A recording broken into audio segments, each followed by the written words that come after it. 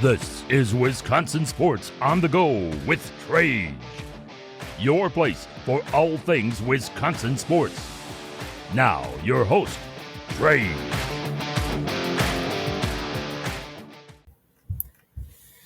How we doing, everybody, and welcome into Wisconsin Sports on the Go with Trage. I'm your host, Trage, coming back for the June 4th edition of the show here, and coming back on this Wednesday. I hope everybody enjoyed their weekend. I hope you are having a fantastic week as it stands right now. A little bit of rain yesterday, right? A little bit of rain moved through the area, but hey, it looks like that's going to clear out. Possibly there's chances of rain here and there, but I mean, at the end of the day, it waters my garden for me, so I don't have to. So, I mean, I can complain or I can just get over it, right? We can just get over it. So, we got lots to get into today. So, I hope you're ready. I hope you're ready today. Oh, goodness. We got lots to get into here in this 2-hour show. We got some Brewer talk to get to because who would have thought? I mean, honestly, who would have thought? Coming off that weekend, going to Philly, I want to be honest with you, and I don't want to hear this fair weather fan bullcrap. Somebody's going to call me a fair weather fan. I got called a fair weather fan a couple times, and I was like, you know what? No, I'm going to tell you how it is. I'm not going to sugarcoat it, right? I see too many fans, and you know, you can have favorite players, and you want to back your favorite players, and I get that. I do, but my fandom, it's the I'm loyal to my team. I'm going to cheer for the Brewers the whole way through, but I also am going to be a realist when it comes to the Brewers. So if somebody's sucking, I'm going to tell you straight up they're sucking. Joey Ortiz, he's been sucking, but guess what? He's been hitting better as of late. Christian Yelich has been sucking, but guess what? As of late here, he's been hitting better. I mean, I just that's the way I roll with it. So I get everybody who, oh, well, I was with them from the beginning. Okay, that's fine. You were great. That's fine. I don't care. But I'm not going to sit here and pretend like, oh, I'm just supposed to the whole time say, oh, well, he'll eventually snap out of this slump. No, I'm going to try and find reasons and try and find ways to what I think could fix it, what I think could be a problem, what move I would make, right? That's what we all do. We all make those speculations. That's what fandom is. So, fair weather fan, I got called that so many times. But, I mean, back to what I was saying. The Brewers, heck of a run. Holy crap, heck of a run. We're going to talk about it because there's guys getting hot. This pitching staff starting to ball out for him right now. Pat Murphy's making the moves now, right? Making better moves, not wasting the bullpen. And, I mean, part of that's being the starters have been pitching well. I mean, we talk about 2 games against the Phillies where we're going to get into that series and talk about what we saw in Philadelphia over the weekend there. But, I mean, watching this pitching staff over the weekend and the starters go deep and the starters give good, meaningful innings. Even the openers, right? They had a couple nights of openers there who pitched really well. And I just want to talk about that today. So, Brewers get hot. We're going to check in with the Brewers. I told you guys last week we didn't get to our Memorial Day check-in, right? That's what everybody says. On Memorial Day, you can look and see in the standings where everybody's standing right now. So we're going to do our Memorial Day check-in today. We're going to look around the league. We're going to see what everybody else is looking like right now, what the division standings are, what our thoughts are across the league there. So we're going to talk about that today. I got a big Badger Athletics question. I saw this one, Scary, good friend of the show there, Scary Alvarez. He made a video out there, and I want to answer his question here on the radio because I thought it was a great question. So we're going to get into that today. I want to talk a little Badgers. We're going to have some Packer talk. Umber's going to be stopping by. We're going to talk Packers today. We're going to talk Bucks talk today. I want to get into it a little bit today here on the show with Kyle, and then we're going to talk NBA Finals. Can't wait to get into that. What's grinding my gears? Because there's always stuff grinding my gears. So we're going to start out top of the show here with what's grinding my gears. And we got a loaded show. So make sure you're sticking around for the full 2 hours here. So as we start every Wednesday here on the show, we are going to start with what is grinding my gears. So, off this weekend, we had it was a great weekend. We went over to Marshfield to the Mayor's Breakfast. I believe that's what they call it over there, Mayor's Breakfast, I believe. And Marshfield, Wisconsin there. And it was they honored my grandpa, Lifetime Achievement. He passed away, as everybody knows. But they honored him with the Lifetime Achievement Award and everything. So, when we were there, I got this alert from Festival Foods, right? And I was in meat sale. They're having a meat sale over at Festival Foods this weekend. So I was like, Grandma, we got to go, right? So Grandma, she's going to come with me over to Festival Foods. So we go in there, and I got a lot, right? I got the ribs, everything in between. Made some ribs this weekend, fantastic on the Traeger there. Made a whole chicken on the Traeger this weekend. The Traeger was cooking all weekend. Let's go with that. So go to Festival Foods, and we go through them stinking self-checkouts. And I tell you what, if there's one thing that Festival Foods has not figured out yet, it's the self-checkouts. They've gotten better since the first time I went in there with them self-checkouts. I don't go to, okay, I should start out with this. I don't go to Festival Foods daily, right? But I go every once in a while. And I go for the meat sale and the seafood sale. That's a seafood sale, but a meat sale is going on. But these self-checkouts, it's, place item in the bagging area, and then you place it in, and it's like, place item in the bagging. It's like I did. I already put it in there, and it's yelling at you to do all this stuff, and it's like, and then you remove it too early, and it goes berserk on you, and it's like, oh my god, like, the self-checkouts at Festival Foods, they grind my gears. They definitely grind my gears. I don't know what it is across Twitter right now, but people are hating on the show Friends. I don't get that. What's up with everybody's hate of the word of the show Friends? I don't get that right now. I just saw that the other day. I was scrolling through Twitter and I seen a whole bunch of people. I saw this post about somebody disliked Friends, and then the comment section was blowing up about how much they disliked it. I'm like, what is your guys' problem? It was a great show. It was a great show. No, stop it. Just stop it. Next up, I tell you guys this, and you guys are probably so sick of this too. The Giannis rumors, right? Oh, he's going here. No, he's going here. No, he's going here. And it's ESPN experts that the only sporting news that they could find is rumors, right? So if the best we can come up with is rumors right now to talk about, man, oh man, we need to find something else. Man, oh man, ESPN or whoever, you guys got to go somewhere else. The big mothership, right? As Dan Patrick would say, the mothership. They got to steer the boat somewhere else because this is exhausting. I mean, now he's going to the Raptors. Now I'm going to talk to Kyle about that later on the show here. But now he's going to the Raptors. Out of all the teams he's going to, he's going to pull a Kawhi Leonard and go out to the Raptors. What? Just what? I mean, come on. If he goes, if his best bet is to, I'm going to go to the Raptors because that's going to, I'm not going to be able to win championships in Milwaukee, but me going to the Raptors, that's going to be the fix. That's going to be my best chance to win a championship is leaving.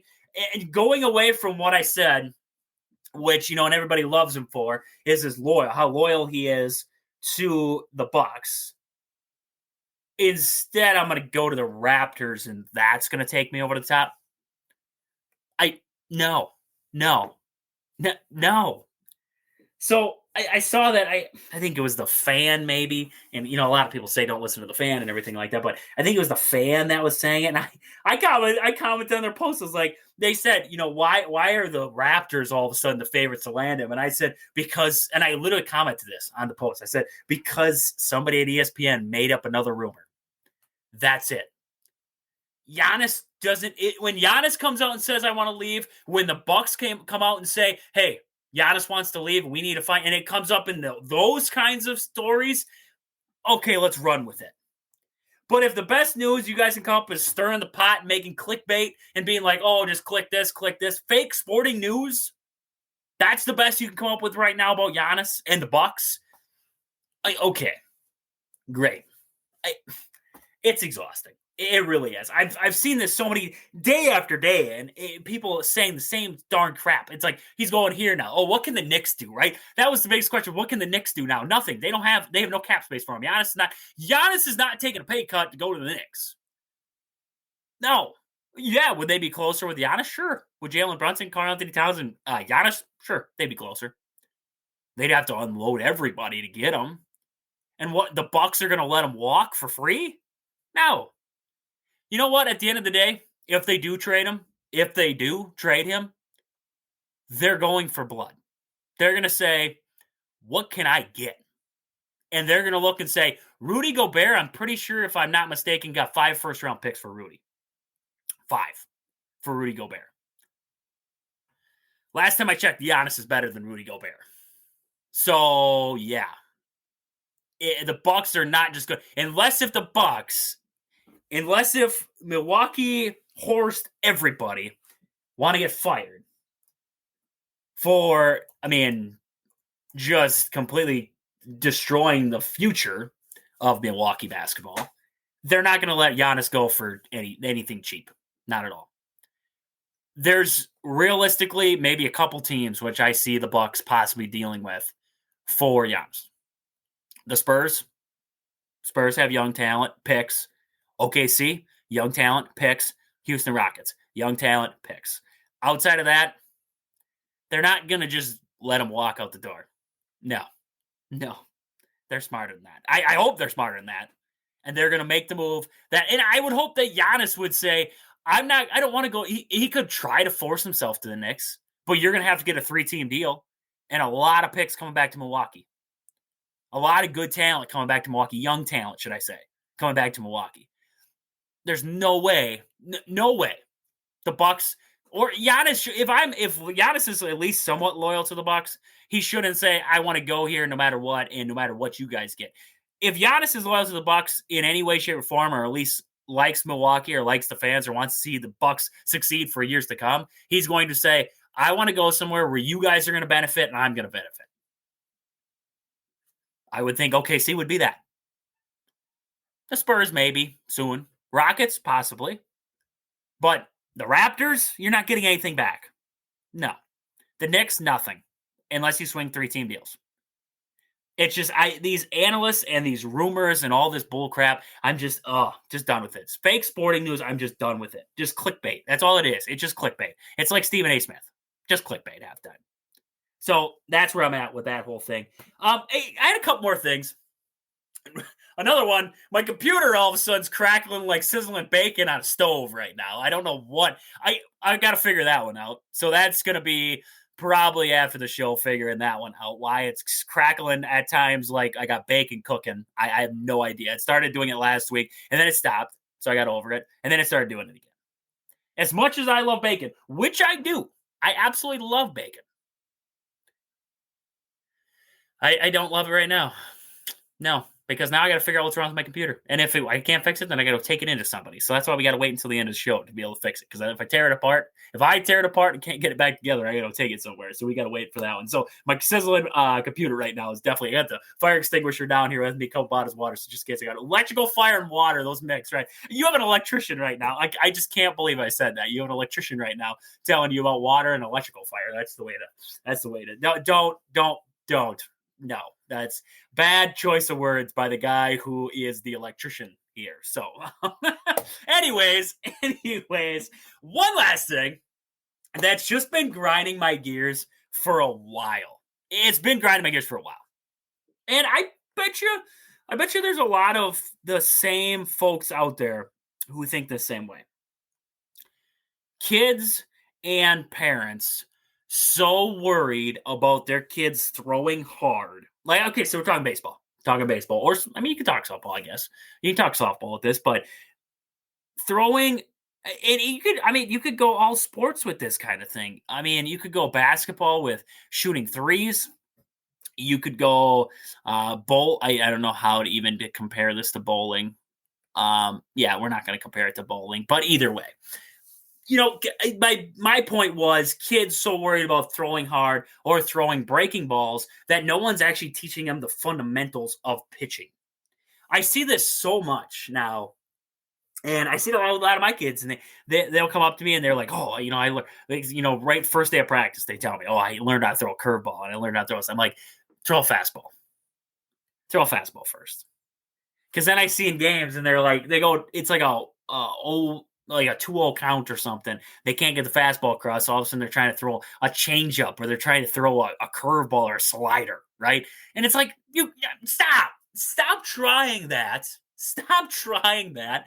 Throw a fastball. Let's get your fundamentals down first. Let's get you looking right when you throw a fastball, and then let's try to get everything else going. Because, these kids, they face, other young kids. But when you get to your older ages, these kids who throw a curveball wrong or throw this wrong, they don't hide what they're pitching. So then it's easy to pick up on. And you watch hitters pick up on it. They're like, oh, this kid's throwing a curveball because he reaches his arm way out here to throw it and everything else is over the top. But he threw it way out here with this breaking ball. And it's like, yeah, it's so easy to tell what he's throwing because they never taught him how to throw fundamentally. Fundamentally, it was never taught to him how to throw things correctly and how to even start with just throwing a fastball and then work in your changeup and then get a curveball. And then if you get crazy, get a slider. And then if you get really crazy, get a screwball mixed in there. And then you get, you got knuckleball. You get down the laundry list of things. But start with the fundamentals of the game first. Man, you got so many parents worried about their kid. All this crap today about, speed. It's got to be who throws the fastest and who's got the most RPMs and who's got the most spin. And it's like, I don't care at this moment because you look like garbage when you throw and your arm's going to be blown out and you're going to have to, and you see these guys having Tommy John surgery already because instead of just correcting the throwing motion or correcting anything like that, they just, oh, well, let's just go get Tommy John surgery because that's going to fix it. We can't hit the strike zone consistently, but we can throw 101. That's awesome. Oh, let's see if it works. There's a lot of guys out there who throw really hard who just don't make it. But why? Because fundamentally, it's not there. Look at Abner Uribe throw baseball right now. Now, that's a guy who not only has heat, but he has a darn good slider to go with it. But you will see some of these guys who come up and they just throw hard, but that's it. They throw hard, but they can't do anything with it. They never adjust. They never get better. Fundamentally, they look off through the years. And then once they reach that high school age, they become another guy. I'm so sick of watching kids where that's so, I got to throw harder than the next kid, or I got to throw more breaking balls than the next kid. Oh, yeah, if my curveball works. I don't care. I want to see good fundamentals in the game. That will transpire to throwing harder, throwing correctly, throwing better breaking balls, everything else. So, yeah, that's where I'm kind of at right now with what's grinding my gears for the week here. Between the Bucks and Giannis, between, the breaking balls and everything else, between my computer sizzling right now, that's what's grinding my gears for the week. So, we got lots to get to today here. We got Brewer talk, we got Badger talk, we got NBA talk, we got Packers, we got everything today. 2 hours of Wisconsin Sports on the Go with Trage is just getting going here. We'll be right back here after this quick commercial break. Welcome back to Wisconsin Sports on the Go with Trage. I'm your host, Trage, coming back on this Wednesday. And hey, this next segment of the show here, the Badger Talk. We got a little Badger Talk coming up today here. Nothing crazy, just some Badger Talk coming up. This next segment of the show is brought to you by the friends over there at Foreman's Hardware. They offer you everything from home essentials to farm supplies. House to farm, grills to drills, Foreman's Hardware has got you covered. Visit today in Loyal, Kobe, or Medford, Wisconsin there. Tell them Trade sent you, get 5% off. You need a Traeger, you need a smoker, some kind of smoker, right? Traeger smoker. You need a green egg, you need a grill, maybe you need some mulch, whatever you need, birdseed, anything in between. Go down to Foreman's Hardware. Tell them Trade sent you, get 5% off. That's all you need to know. Loyal, Kobe, or Medford, Wisconsin there. So, I want to talk a little Badgers. I got that question that I heard, Scary Alvarez. Make sure you're checking him out there over on YouTube. I love his stuff. Absolutely love his stuff. Always makes me think when I look into him on YouTube there. But I want to get to his question. But before we get there, some Badger basketball, men's basketball tidbits. Villanova and Wisconsin are set to meet in a home-and-home battle there at the Pfizer. I thought that was interesting, right? Marquette, they stink. They can't fill up the Pfizer, right? Taking shots at Marquette. Right? That's what we do, right? If you're a Badger fan, you got to take shots at Marquette because they try to take shots at us. I don't know why, but that's what they do. Badgers, Villanova, they're going to meet at the Pfizer next season. So that's going to be cool to see there. Also, Oklahoma. They're going to be taking on the Badgers, will be taking on Oklahoma at the Pfizer. So that'll be awesome. The exhibition game there on October 24th. And then Badgers got scheduled with BYU, a little rematch from this last tournament. They're going to be taking on BYU coming up here. So that's going to be a couple of, interesting matchups for this Badger team that, I kind of like it.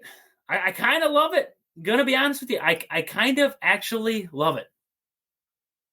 So yeah, we're gonna see that we're gonna see the Badgers take on a couple good opponents coming up this next year. And great news coming along with that, John Blackwell is returning. He announced it. He said, I'm going to go to the draft or I'm going to come back to Madison. There is no in between. I'm a Badger. I'll come back here or I'm going to go pro. And he wasn't invited to the combine, so we assumed, right? But assuming makes, a butt out of you and me, right? You don't want to swear here on the radio, but you know what I'm saying. So we didn't assume. We're like, okay, we'll wait. Well, John Blackwell announced his return, which just amplifies and excites what it is about Badger basketball. So I'm ecstatic. I'm ecstatic now. I can't wait for Badger basketball to be back. I just, it's something about, Badger basketball just has a different place in my heart. So that's why it gets so exciting for me. But now I can't wait because I love the outlook of this team. I love the look of John Blackwell being in that backcourt now, bringing Nolan Winter in there. You got a young cast of characters coming in. Jack Janicki's probably going to take a bigger role going into this next season. But I absolutely love the outlook and where this team is trending. They lost some key pieces in this last season. So I'm not going to say I don't want to say, oh, well, they just, I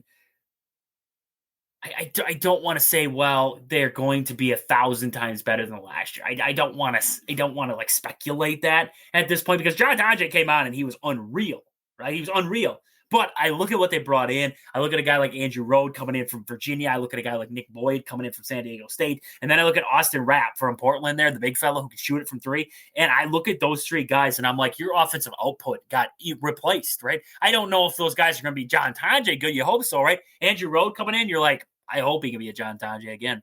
Like AJ Storr came in, was fantastic. Johnny Davis was fantastic before him.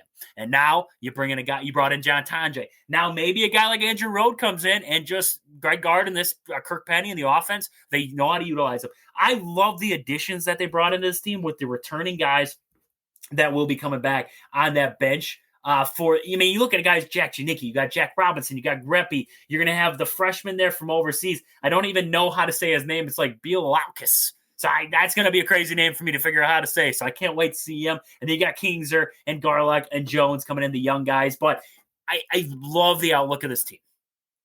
So I'm excited. I'm ecstatic for this team coming up next year. So we got that. And then we have the Badgers. The Badgers are also in football. They're set to play in Lambeau in 2026. They're set to play Notre Dame in Lambeau.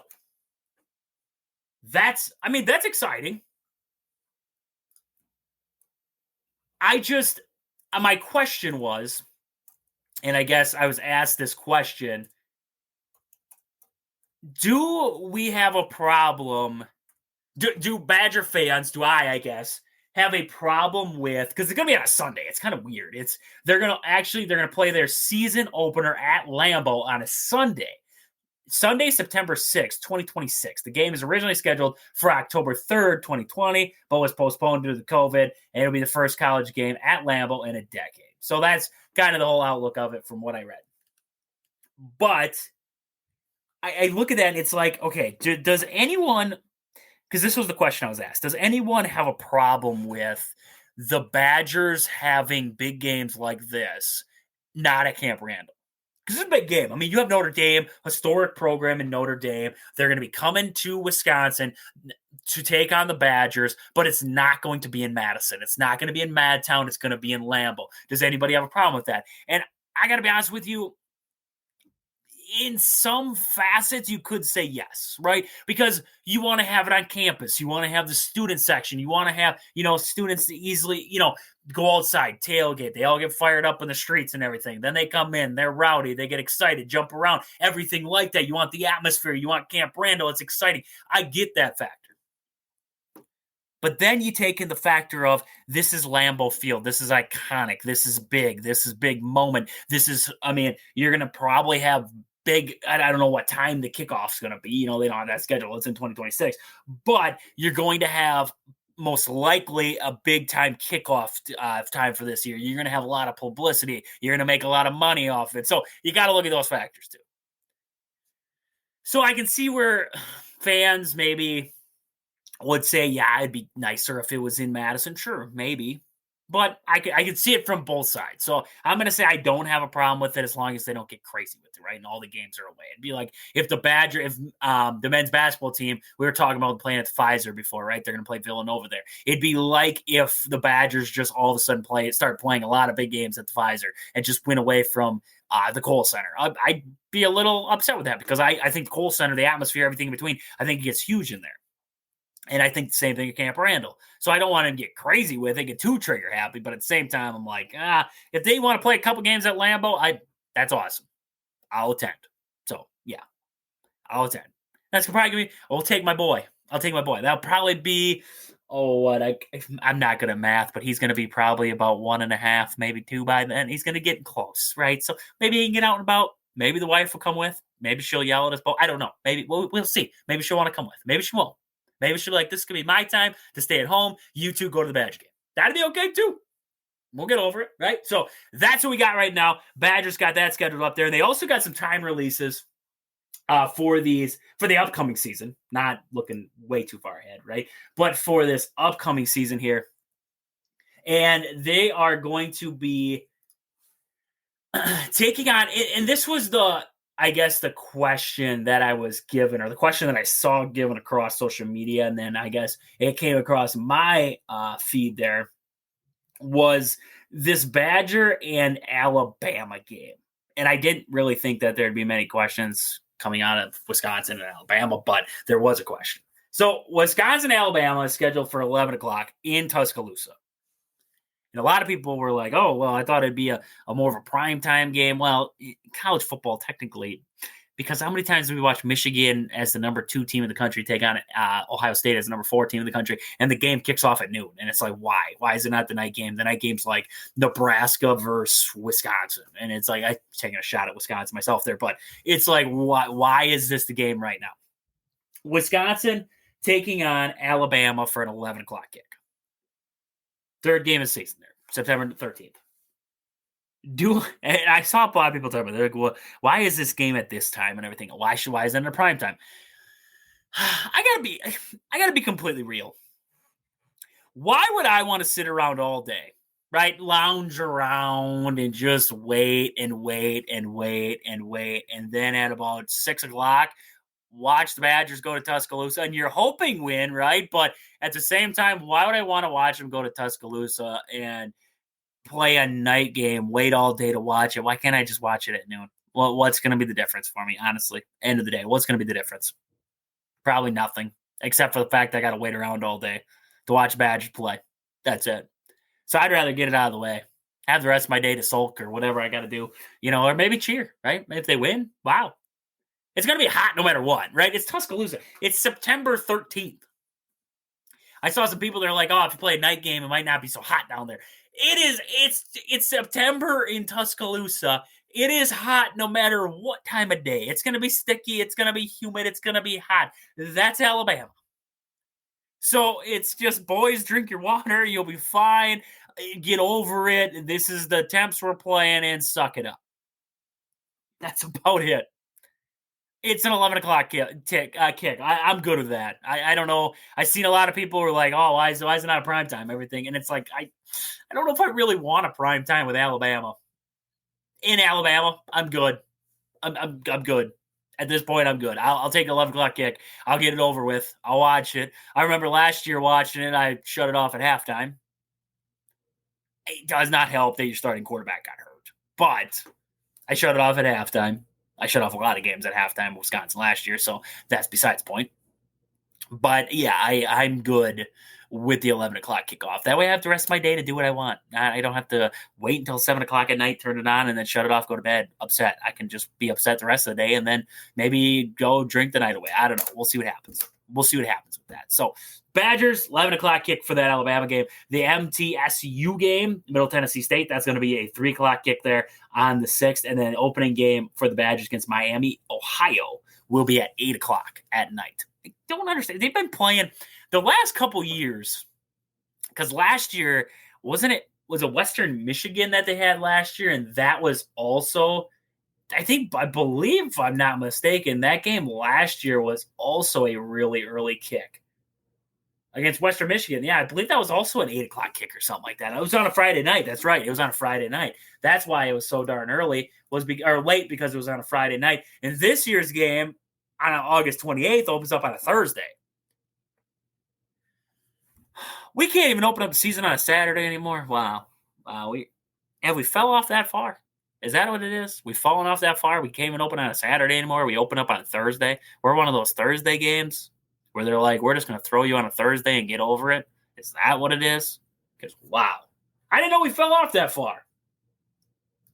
But I guess that's fine, right? That's fine. Let's see, the Thursday games. Is there any, decent Thursday games? I was just trying to look if there's any decent Thursday games. I really don't think so. I mean, we're playing on the same day as Stony Brook's taking on Boise State. I know, no, Stony Brook's taking on San Diego State. Boise State's playing South Florida. I mean, Rutgers plays on that day. I mean, Nebraska plays too. Wow. We have fallen off. All right. That's going to lead up into our question. That's going to lead up into our question of the day. Which Wisconsin sports? This is the question that Scary had, right? So I was, if you haven't watched his videos, or you watch his videos, maybe go on YouTube, watch the video. He said, which Wisconsin sports program has the most pressure to win a title? Or, and I'm gonna alternate his question a little bit, or make a title run, at least make a run, right? And I put this into football, men's hoops, women's hockey, men's hockey, volleyball. And my immediate is I'm taking out volleyball. They've done it. They've been consistently getting me places. Women's hockey just did it, so I don't have to talk about them. Women's basketball. Okay. When I heard his question, I was like, okay, think about this one. Which program could benefit the most from at least a deep run? And I don't want to make it, because the hockey programs in Madison have probably been, if not more successful than just about any other program. So I don't want to discredit them or make it seem like I'm not giving them credit or giving them their flowers, because they deserve it. But I'm going to say, in the majority of the fans' perspective, the hockey programs, I'm taking them out, because when I look at these when I say which two programs in Madison have the most consistent fans, constantly watching them, constantly talking about them, constantly bickering about them. Football, men's basketball. Those are the two big ones. Those are two big ones down there. So which one of those programs could benefit the most from a title, or at least a deep run in a tournament, or getting into a playoff? At this very moment, I would say the expectations for Wisconsin football they're out the window at this point here. So you could argue the point of Wisconsin basketball, men's basketball. Why? Because Greg Gard has consistently put good teams together, had good regular seasons, last couple of years had good Big Ten tournaments, and gets into the big NCAA tournament and just falls apart. His teams just fall apart. So you could say the men's basketball team could benefit the most. Greg Gard could benefit the most from an Elite Eight Final Four run. Yeah, I completely agree with that one. If you were to say Greg Gard and this men's basketball team have to make a deep run here pretty darn soon, otherwise I don't trust in Gard to be ever able to get them over the hump. I could see that. I could also see where somebody could say this Badger football team has, and in many eyes, I was listening to, I believe it maybe was out of ESPN Madison or ESPN Milwaukee, I don't know who it was, whatever site I think Ben Brust is a part of. But I was listening to one of their talks, or one of their guys talking, and he's talking about how Wisconsin football has basically become the equivalent to a Boston College or a Rutgers. Their relevancy has gone away. Yeah. They're playing on a Thursday to open up the season against Miami of Ohio. It's not like they're playing a big-time matchup. Not at all. Not even in the slightest. You got a big-time matchup, I guess, against Alabama. But it's not like it's huge. Wisconsin football has kind of fell off relevancy. Nobody fears Wisconsin football. I don't think they ever really feared them. But they were a consistent program. They were talked about. Now, I don't think anybody really fears them, but they're not really talked about either. Outside of the walls of Camp Randall or outside of the listening ears of Wisconsin fans who are bickering or upset at Luke Fickell or saying this program's sinking, or, maybe they're on the Luke Fickell fan bus. I don't know. Outside of those fans, there's, a select few. But outside of the fans of Wisconsin, nobody really is talking about the Badgers as a threat or as a consistent program anymore. They were consistent. That went away. I would say Wisconsin football, that'd be like a lightning in a bottle at this point.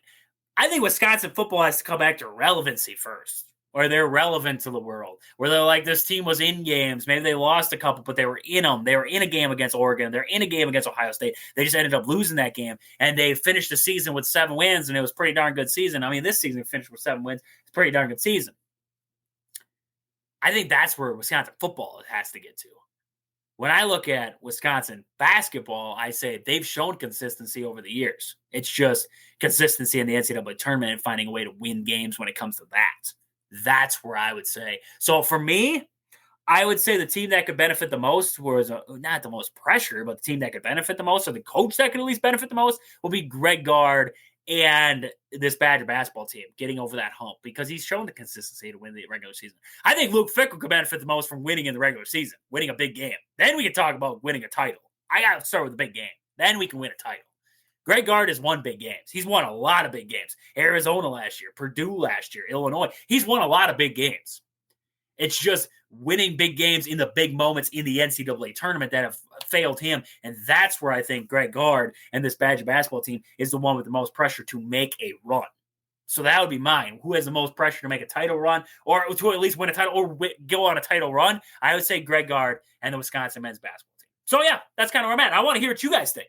Who to you has the most pressure to win, or at least make a title run? I'd love to hear what you got to say. Who has got the most pressure to make a title run? Let me know. Let me know what you're thinking. And I'd love to hear it. So with that, that's about all we got for this segment here. And like I said, if you want to, let me know. Let me know what you're thinking. There's 715-990-4914. That is 715-990-4914. Text into the show. Let me know what you're thinking. Which Wisconsin sports program has the most pressure to win a title, or at least make a title run? I'd love to hear what you're thinking on that one there. So we're going to come back here. We're going to jump around a little bit. We got a little bit of Brewer talk here for just a tidbit, and then we're going to get over into Ummer. He's going to be coming out. We're going to talk Packers. We got Kyle coming out. We're going to talk NBA playoffs. We're going to talk maybe a little Bucks talk. Maybe Kyle's got some interesting stuff to talk about with the Giannis situation and everything like that. So we'll see where we get with that. But hey, we got more to get to. Make sure you're coming back here. We'll be right back here on the backside of this ad break. Welcome back into Wisconsin Sports on the Go with Trage. I'm your host, Trage, coming back on this Wednesday. And hey, this next segment of the show, we're going to talk a little Brewers here. We're going to bounce around. We got some Brewer talk to get to. Then we're going to have Kyle coming by. We're going to talk a little NBA playoffs. Ummer's going to stop by. And then we're going to get back into the Brewers here later on in the show. But this next segment, this Brewer talk, is brought to you by Sport and Spine Clinic of Greenwood, Wisconsin. They're expert traditional physical therapy and structural integration programming. Call for flexible scheduling and evaluations. Just call 715-267-4583. Call Chad down there at Sport and Spine Clinic of Greenwood. Don't trust anyone else with your physical therapy needs. Trust Chad at Sport and Spine Clinic of Greenwood, Wisconsin. So we're talking Badgers there a little bit, and I would love to hear you guys' answer on that last question I had about this Badger athletic program, and which program could benefit the most from a title run. Is it the men's basketball team? Is it the football team? Is it the hockey teams? Which one is it? I said men's basketball. Which one do you guys think? I'd love to hear it there. And if you missed that talk, if you missed any of the talk that we've had so far today, make sure you're checking out the podcast next day. So just search Wisconsin Sports on the Go with Trade. You can find us next day across all podcast platforms on Apple, Spotify, YouTube, wherever you get podcasts, you can find us. You can also find us across social media, Facebook, Twitter, TikTok, YouTube, and Twitch. Just search Twitter, Twitch, and TikTok. Search Wisco Sports on the Go. Facebook and YouTube, search Wisco Sports on the Go with Trade. And if you want to text us at any time of the show, You want to let me know what you're thinking, anything like that, comments, concerns, anything in between, make sure you're doing it 715-990-4914. That is 715-990-4914. So I want to talk a little Brewers here. I want to talk a little baseball, and then we're going to get over into the NBA a little bit, get to the Packers, then come back to the baseball talk. So, I was looking over social media, and I didn't get to talk about this one yet. Darren Ruff. I don't know if anybody remembers Darren Ruff really for his time in Milwaukee. He was kind of that odd first baseman. He had a weird period with the Brewers. It was back, was it 2022 already that he was with, or 2023? It's sometime in there. It was 2023 was the last season. Why? It was a career-ending injury is what happened in 2023. So he was with the San Francisco Giants that season. Then he came to Milwaukee. And in Milwaukee, he played in 11 games. He had, 11 games, 26 at-bats in total there. He was batting 192. It's not like it was anything crazy when he came in. He actually, career, he was 239. Not a crazy hitter by any means. He was just a guy. He was just a dude. That's it. He was just a dude. He wasn't a star. He was a dude. But either way, if you remember back, the Brewers were playing the Reds. And Darren Ruff was playing first base for the Brewers. I'm pretty sure, if I'm not mistaken, Corbin Burns was pitching in that game. Brewers are winning. Darren Ruff goes after a fly ball in foul territory. And there's the tarp, right? The tarp for the field is sitting down there. And this is how he tells how old it is. Owen Miller was playing in the field. And Darren Ruff goes basically full bore into that tarp. And now, so we all saw his laceration in the Brewers. He was out for a while. I think he might have got put on the 60-day IL, but either way, he was sent to the IL. He was out for a while, and then the Brewers ended up basically, he never came back, right? He never came back to baseball, as we see, right? It was career-ending injury is what he said. And the roller at Great American Ballpark was uncovered. It was an uncovered tarp roller is what he ran into. So now he is suing the Cincinnati Reds for the damages to his leg. And a lot of people are like, well, how can he do that? Everything like that. They're like, this guy commented, he's like, when you sign a contract to play in a sports stadium, that assigns liability to you, right? And all this kind of stuff. It looks covered. He ain't winning that, everything like that. I thought it was, when I hear it, I'm like, I don't think he could win. I don't think he's going to win the court case. But when I look at why is there an open tarp roller there? Yes, it's a blue moon. It's going to happen once in a blue moon. It's crazy that it happened anyways. I get that. But it's just, it happened. Why was it uncovered? I don't get that. Why was there? You would think that the roller for the tarp would be the size of the tarp, maybe a little bit longer, not as long as what it seems like that one was. And I could be wrong. I'm in saying that, but just watching the video, it seems like it's a little bit. It's covered by like a plastic. But the roller piece, I don't think was covered. I don't think you lacerate or, do that to your leg if you don't run into something sharp or something that can do it. Like, you didn't just run into a tarp. We've seen guys run into the tarp before. He didn't just run into the tarp.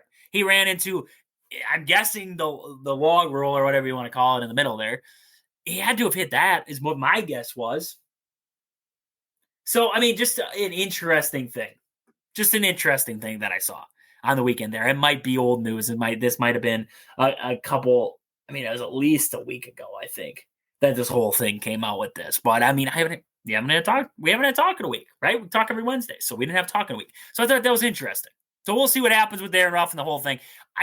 It sucks, right? Because it was a career-ending injury for him. I don't know if he was career-ending because of that, or if I have no idea. I haven't, heard much about Darren Ruff since then. All I know is that he claims that this was career-ending and everything else. So I mean, hopefully it's getting better. Hopefully the leg's getting better. Hopefully he can move around well. That's what I'm hoping for at the end of the day. And I mean, it stinks. It really does. And we'll see what happens with the court case. Maybe they just pay to go away. I have no idea. I have no idea what you would even sue for, or what you could even get out of that. So we'll see what kind of happens there. So former Brewer Darren Ruff is suing the Reds about the tarp. So we'll see what kind of happens there.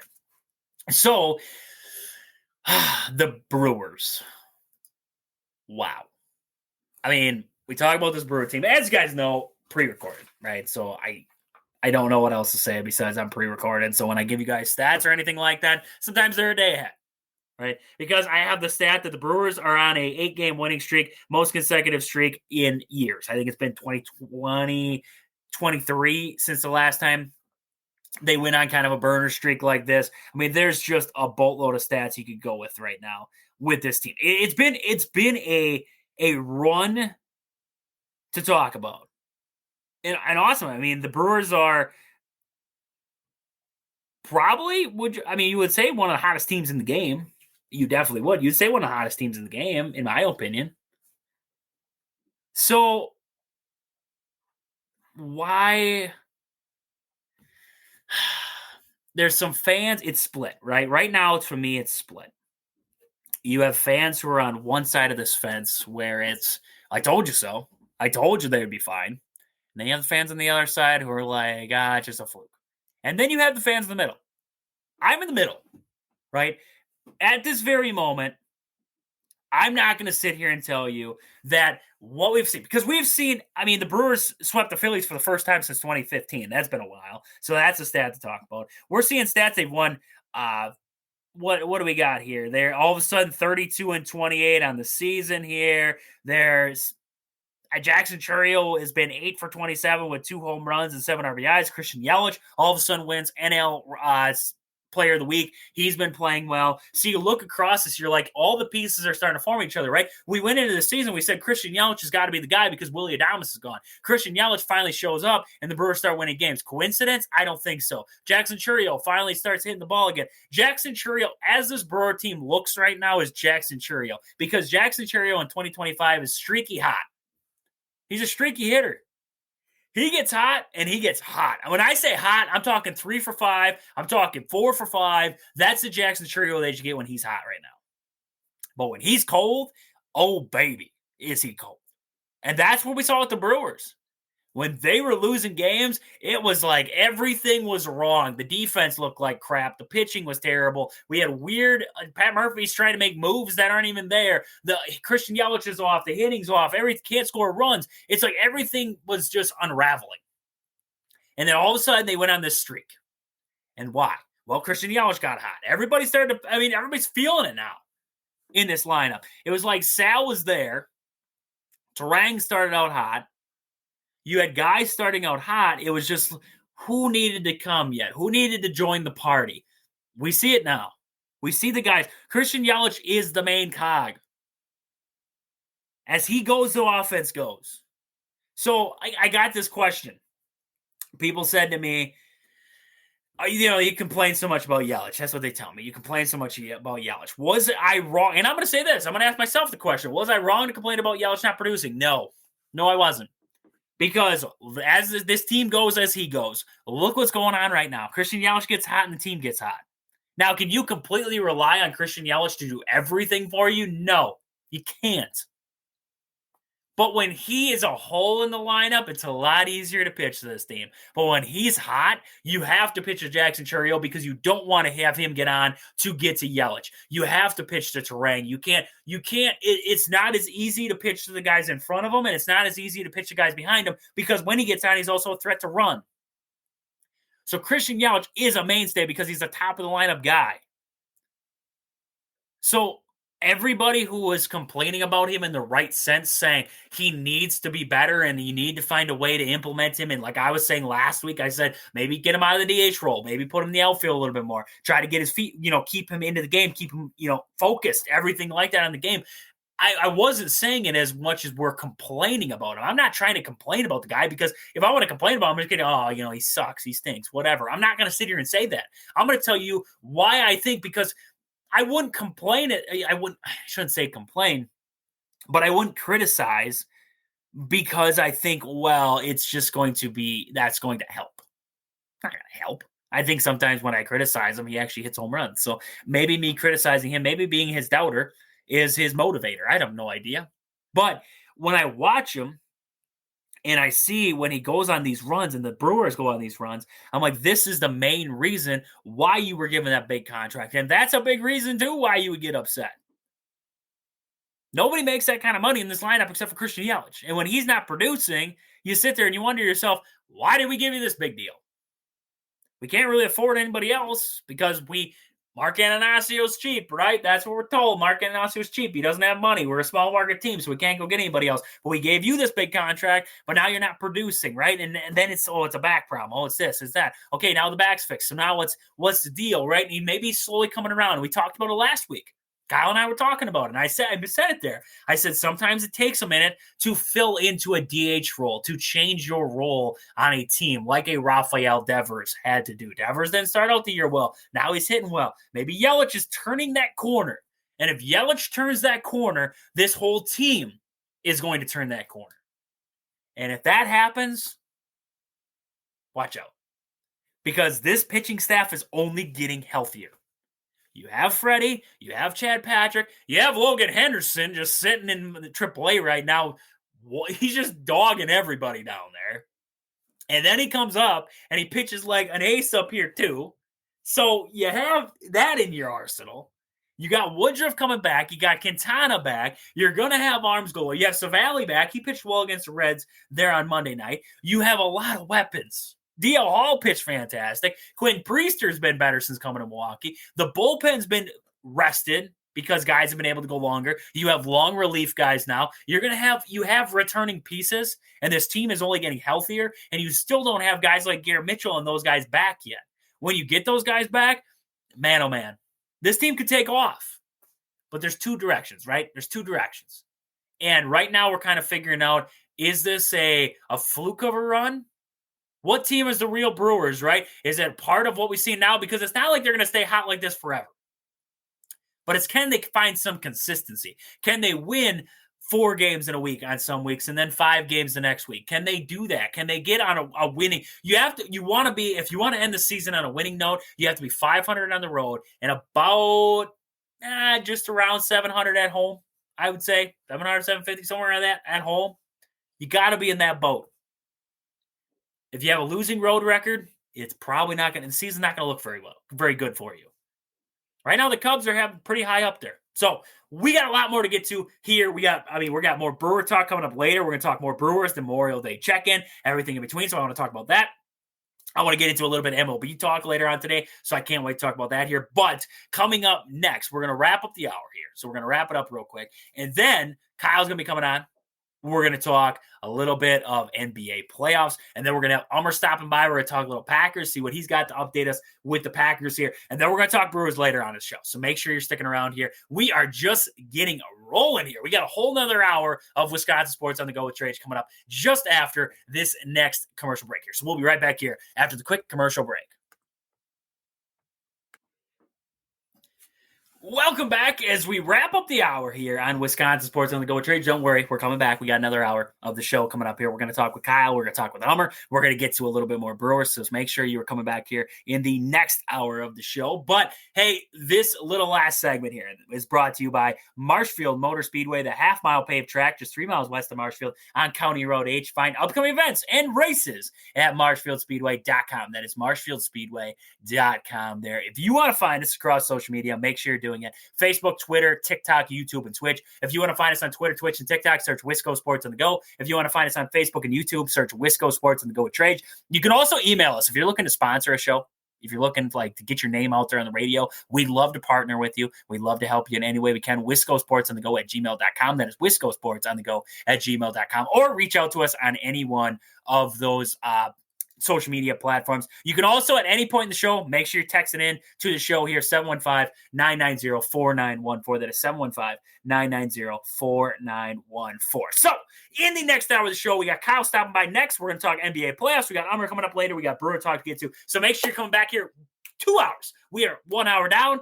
Next hour to go. We got 1 more hour to go. here on the show. So make sure you come back here for the next hour of Wisconsin Sports Talk with Trage here on Wisconsin Sports on the Go Trage. We'll be right back.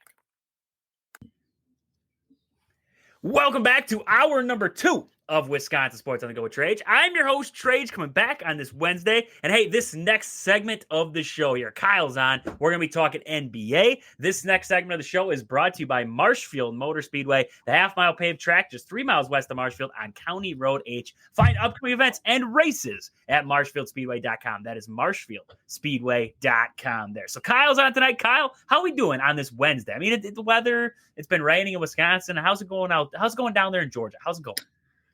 I mean, it's going well. We actually went through like a week and a half spell of rain like every day. Not so much right now. It's, a little warmer. So, yeah, nothing to complain about. Like you said, I know we're getting into some good NBA talk. The season is winding down.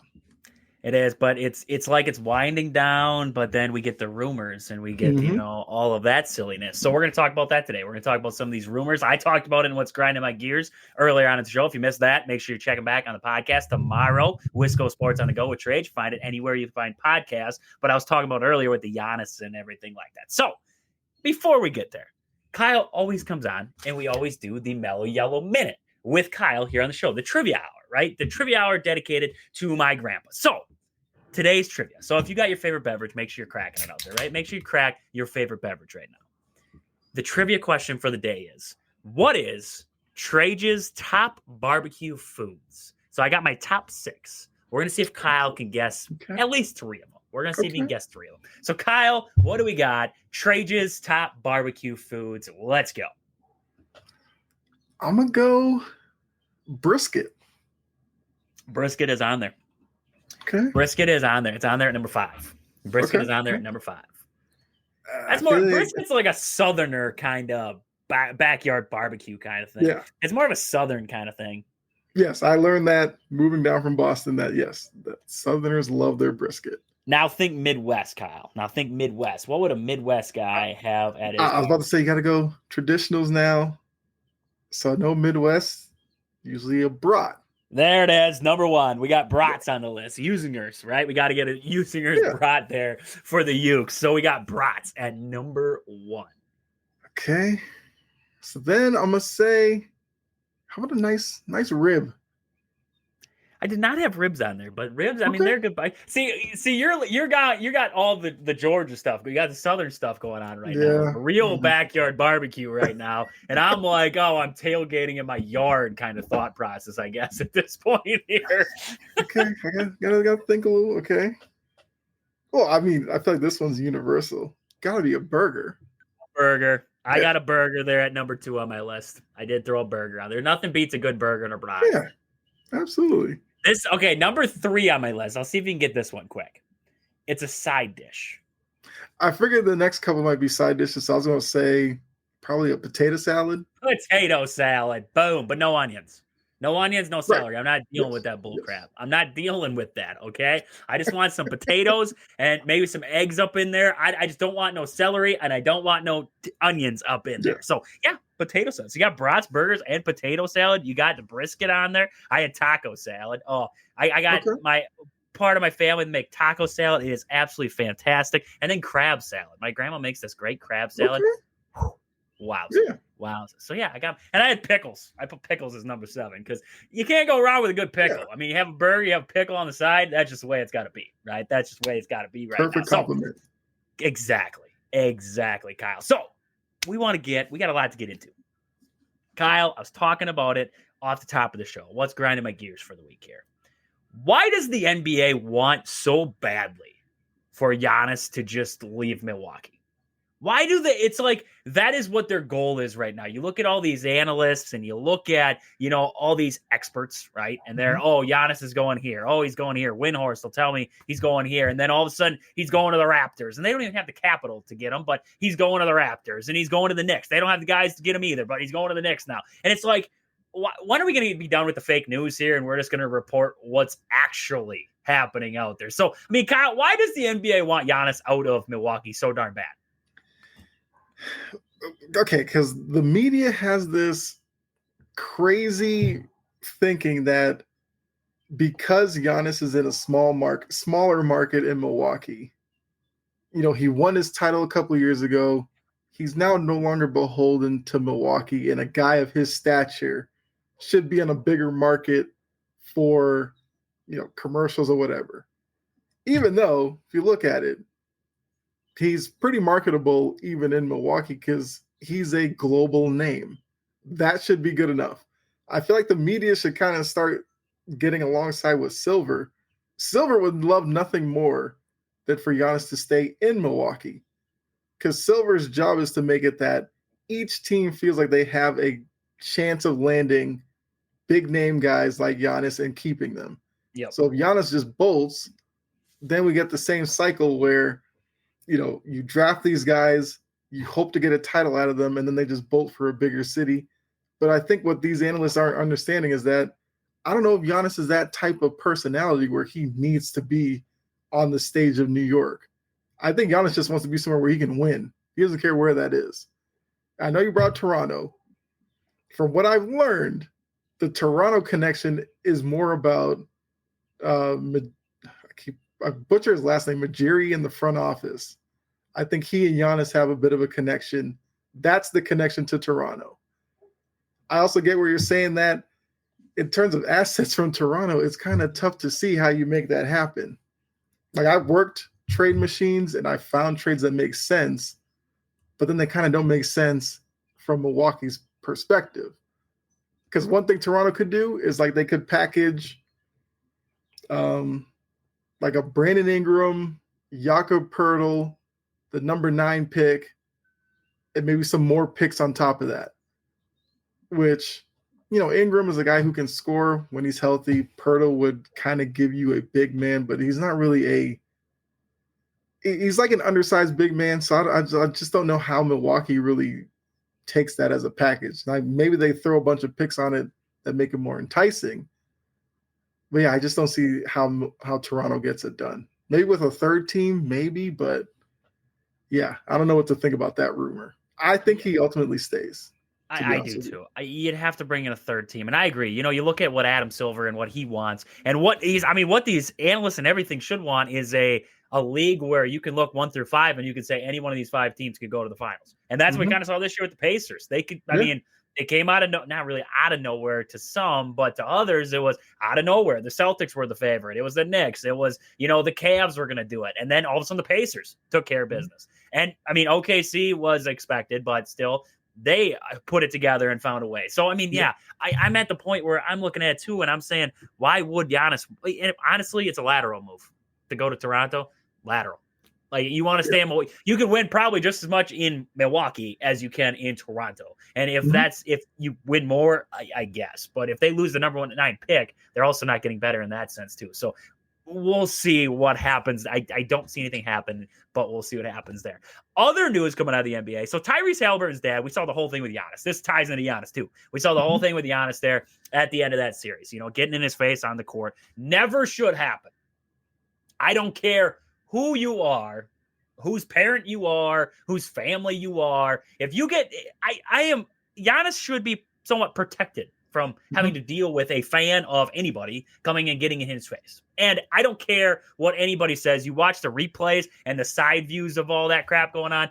He did. He got in his face. He said the first thing to Giannis. Giannis was not looking to pick a fight with Tyrese Halliburton's dad.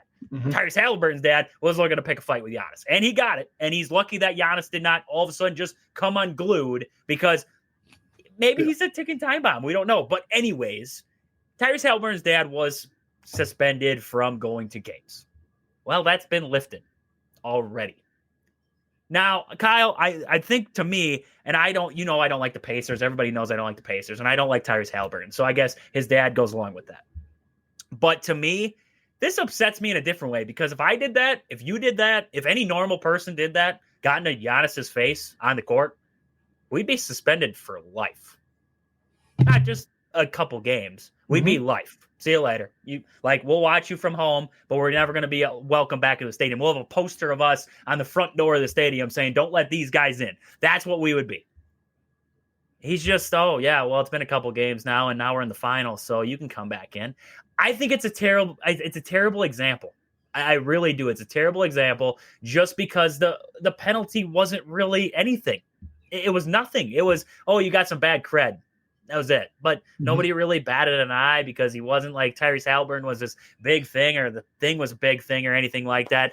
It just got over it. So, Kyle, I mean, is this a little bothersome to you too, just looking on the outside looking in? I think the best thing that probably happened with Halliburton's dad was the fact that Giannis didn't like overreact or anything, because it was just an instance where he got in Giannis's face and then that's kind of it.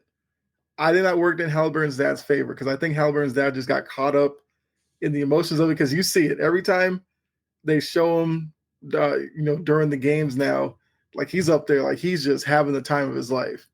And I feel like you can kind of uh not sympathize, but like empathize with him in that instance, because you're watching your kid Yeah. be great in front of Yeah. you. Oh, And yeah. I think in that moment he just lost his head and found himself out in the court and was like, oh yeah, I'm in front of Giannis, I'm gonna do something. Like if it turned into, Malice at the Palace where we had fans get on the court like trying to fight players, that's a whole other thing. But Yep. this was just him out there. Giannis, gotta give Giannis a lot of credit for not, knocking this guy out or anything like that. I think that's the only reason why he's back right now. So I get where you're saying it's like if you or I did it, it wouldn't happen that way. More likely, if you or I or an average fan had done it, they probably would have been drunk when they did it and gone out there and done something stupid. Yeah. So Halliburton's dad, you gotta give him some credit for not being stupid. It was stupid for him to walk out there, but he didn't really do much of anything. So I feel like it's okay that he's back now. Yeah, I just think they got to police it a little bit better, right? They Yeah, that's gotta control that because there will come a time where Giannis is a pretty goofy, level-headed dude mm-hmm. where he's got his kids there. He knows how far he can take things. He's not going to take things too far. We don't see Giannis fight people. Like, that's not Giannis. But you get in front of the wrong guy and do that. Now we have probably not a full-blown Malice in the Palace or anything like that, but we probably have a version of it that we don't want to see, and it's going to be caught on live TV and it's going to be caught on videos, and then it's going to lead to, well, how do we police it now because we let it get to this point? Because my thing with it is, and my worry, I guess, is that, okay, now that we saw Tyrese Halliburton's dad do it, well, now it's going to stop somebody else from going on the court. And, oh, we're going to talk trash. And it's fine. People talk trash on the sides of the court all game long. It's fine. It's when you're on the court and after the game's done and Giannis is kind of just standing there like, oh, crap, we just lost. And now he's got a guy screaming into his face. It changes. It changes. So, yeah, I can see what you're saying, right? He gets very into the games, everything like that. And he's supporting his kid. I love that. But also at the same time, it's got to be policed, right? So that's where I guess coming back so soon after we're like, oh, it's a lifetime ban, right? And then coming back so soon, it's like, I don't know. But okay, right? End of the day, we get over it. So we look at the NBA now. We look at the NBA finals. We saw these conference finals. Really, Kyle, they kind of, to me, were what the rest of the playoffs have looked like. I mean, just not a whole lot to them. It was, the Thunder won 4-1. The Pacers won 4-2. It didn't really ever seem like it was much of a series between any of these teams. So, Kyle, was there the takeaway? Was there? Give me your takeaways from both series. Was there really a takeaway where you said like this is, a big takeaway they had? I think the takeaway was that the Wolves and the Knicks just ran into terrible matchups. The Thunder were too deep for the Wolves to really contend. The Wolves had too many guys who didn't step up. Ant kind of played below average. Naz Reid was horrible. Randall started off the series well, but he faded off. And if that's the way you're going to play against the Thunder, you're going to lose in 5 games. Knicks Pacers, if you look at that series, game 1 really shifted that series to the Pacers' favor. Because remember, the Knicks had the lead. It came down to the final second shot from Halliburton where his foot was on the line, sending it to overtime instead of winning it, and then the Pacers win it in overtime. It probably would be an interesting what if that game goes the other way and the Knicks win it. How does that series turn out? It probably turns into a 7-game series and is a more I guess, interesting outcome. But I just think the main thing was the Knicks couldn't handle the pace that the Pacers play at, especially when the Knicks don't have a deep team. Now, the interesting thing is the Pacers like to play fast. The Thunder like to play fast, and both teams are deep teams. So now it's kind of more of an even matchup, except for the Thunder are just a better team at it than the Pacers are. This might be the best finals we could have had between. I guess I could have said if the Timberwolves and Knicks made it, it'd been fine because you would have had two slower paced teams, right? Mm-hmm. And I agree 100%. Both teams ran into this team's faster than us. They play faster. We can't keep up with them. They can shoot at the lights out of a building. Like they just couldn't keep up. And that's what we saw there. And now we're going to get, like you said, the opposite in this series where it's going to be two high-flying offenses with a lot of depth. They're going to be able to run back and forth. This could be the best. I mean, this will probably – it's supposed to be the best of the or of this, playoffs, but usually sometimes it doesn't end up being the best of the playoffs. But I think this is probably going to end up being the best series that we'll watch throughout the playoffs here. So, I mean, give us a little preview here. We got a little preview of the game coming up. It's going to be Thursday, I believe. Yep. Is the opening game there. So give us a little preview of what you're seeing, who you're thinking in this series here, OKC and Indiana. We'll check back in next week here when we come back here. Hopefully we got 7 games in this series because I can't handle 4 games and done. I mean, I can't handle the offseason already. Right. Yeah. No, I definitely see that. I think with this series, what you have to look at, because both teams play fast, the Thunder are better at protecting the ball than the Pacers are. The Pacers are going to have to make sure they don't, give away possessions because the Thunder like to get out and run. And that's how the Thunder turn 6-0 runs into like 12, 15-0 runs. And then the game kind of gets away from you. The Pacers have to guard against that. Halliburton's going to have to, Halliburton's having a great postseason run. He's going to have to turn his game up a level against this Thunder team. He may have to look to score a little bit more, because we know he likes to facilitate a lot, which is not something you want to take away from him, but I think he's going to have to score more to hang with this Thunder team. And then for the Thunder, it's like SGA just kind of has to play like the MVP that he is, and their ability to guard on the wings with SGA, Caruso, Chet can switch out there, Hartenstein can switch out as well. You got Case and Wallace on the bench, you have Jalen Williams, like, that's going to be interesting to see because the Pacers, where they killed the Knicks, was a lot of their wing play, and the Knicks just couldn't match up. The Thunder can match up more than enough, so that's going to be the interesting part for me. I think this series goes 6 games. I think we get Thunder in 6. I think worst case, it's Thunder in 5, and that would only be a situation where the Thunder blow out the Pacers the first 2 games at home. You go to Indiana, they steal a game in Indiana. You go back to Oklahoma 3-1, and I don't think the Pacers can hang in that situation. But I think it's Thunder in 6. I could live with 6. I can't live with 5. 5's too soon. These playoffs, I mean, I try to get, as people know, I'm not the biggest NBA fan. I'm more of a college basketball fan, but I've tried to get into this these playoffs, and I'm watching these series, and it's like, I'm rooting for the underdog here, but they ain't giving up a fight. I mean, I'm rooting for the Cavs against the Pacers to come back, and it's disastrous. I'm rooting for, the Warriors, and Steph Curry goes out, and it's like, I can't root for anybody here. And it's like, same with Tibbs. I mean, okay, I want to talk about that here. What gives? Why do the Knicks, they fire Tibbs. He takes them to the Eastern Conference Finals, and they fall apart. They don't really come away with anything. It was basically, I guess, finals are bust. And Tibbs gets fired. Doc Rivers is still employed by the Milwaukee Bucks right now. Yep. So, I mean, explain that one to me. What is Tibbs? I don't think Tibbs has done a terrible job with what he's been given in New York. Yes. And the personalities he's got to deal with. So, I mean, what gives with that, Kyle? What's going on there?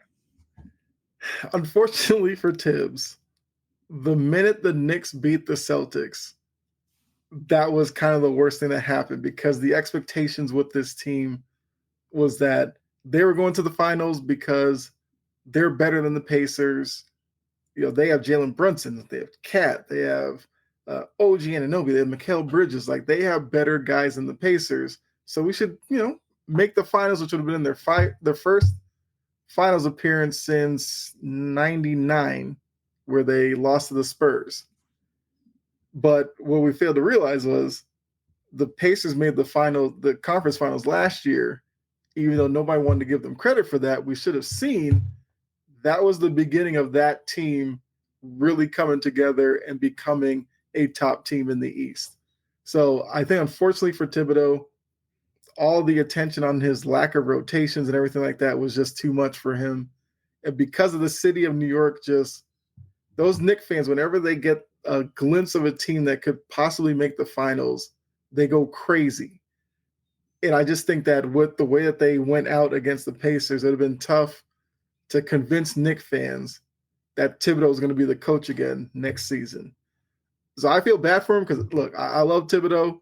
He was on Doc Rivers' staff with the Celtics and they won the title. I know how good of a coach he is. It's just that with everything going on, I just couldn't see him coming back to New York next season. He matches the personalities of the Knicks. I mean, you look at a guy He like does. Josh Hart, Michael Bridges, OG Anunoby, the defensive side of it, right? That's where I was like, the way that he coaches, the style that he wants to coach with, just it matches this team so well.